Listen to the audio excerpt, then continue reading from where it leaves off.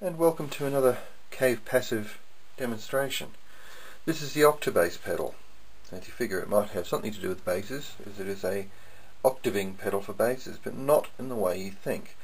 Your traditional octave pedal, such as the Boss, gives you an octave signal below your normal bass note. Now this is different, and it gives you an octave signal above your normal note that you play. It actually also tends to remove your original signal. It's still there a little bit, but the result is it gives your bass a sort of a guitar-y sound, a temporary guitar sound. I sort of think of it as not an effect you'd have on all the time, because you are playing bass after all. But I'll just run through its features and then we'll see what sort of sounds it can make. Got the normal off-on switch. This particular one, as these early cave pedals don't have an indicator, but newer ones may. And it has one knob, pretty basic stuff. Depth, which the further you turn it left, the more pronounced the effect is.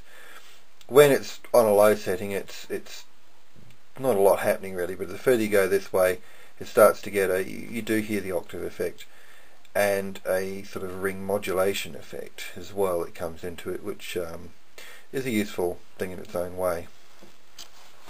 Alright, let's see what sort of sounds we can make with it.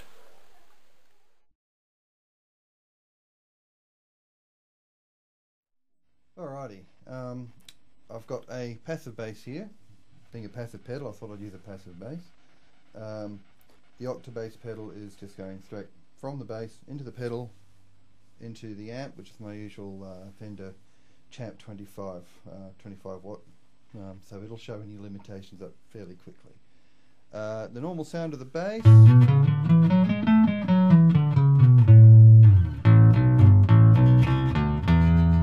like that. That's just everything fully open. Now as soon as I put the Octobase on, this is the effect at its minimum setting.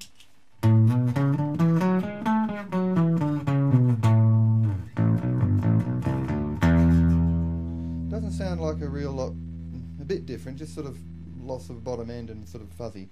But I'll turn the effect up to sort of the halfway mark. You'll start to hear what's starting to happen with it. You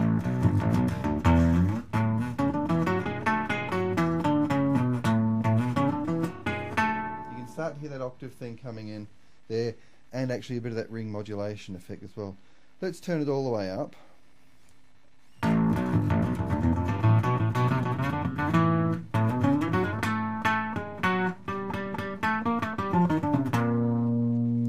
Turn the effect off and back on. Okay, now a normal effect with chords too is as it is. Now let's try it with the octave thing on, and you're getting that ring modulator garble that you will hear with anything like that. So bear in mind, this is a passive effect as well, so interesting things happen. Now that's the effect by itself, but what if you wanted to have your normal sound and your octave sound at the same time? Now this pedal, as it is, doesn't do that. What if you wanted the sound of an 8-string bass like this one?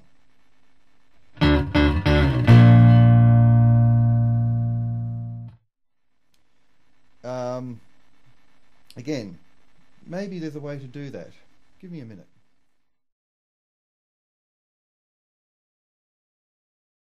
Okay, what I've done now is I've added in a second amplifier. I've split the signal. My signal goes to an AB box, just a passive one again. One going to the Octobase pedal, which goes to this Fender guitar amp, which again turned down very low. And the other one's going to my bass amp as it was before. So just the signal of the guitar amp, that's the normal bass sound. Now let's put on the octave effect. You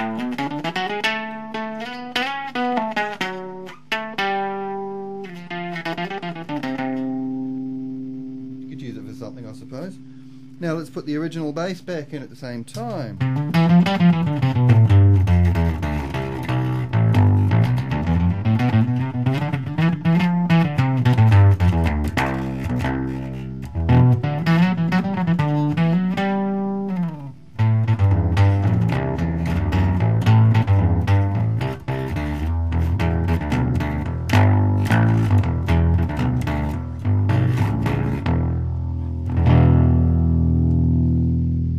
and I think that's the pedal gives off its best in that situation where you do split the signal. I think for recording it's got a lot to offer because of the funny way it actually garbles the notes and stuff. Quite an unearthly effect, I think. Though not always musical, so if you want some discordant stuff, it's just the perfect effect for your bass, particularly if you tend to use your bass in a more, shall we say, progressive manner.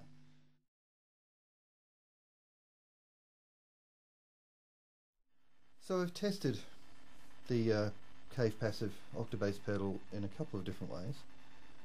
Found out what it does well and found out what it doesn't do so well. It is, to a degree, I believe, a work in progress. I think there's been some slight developments with these pedals, and if you are able to talk Heath into making one of these things for you, I think he's got some ideas about how to improve it. I think how to actually split the signals and do that within the pedal itself, which would be fantastic. It's kind of grown on me, I think, and I'm going to see if I can find some interesting ways to use this funny little box of tricks, as I think it actually has a lot to offer.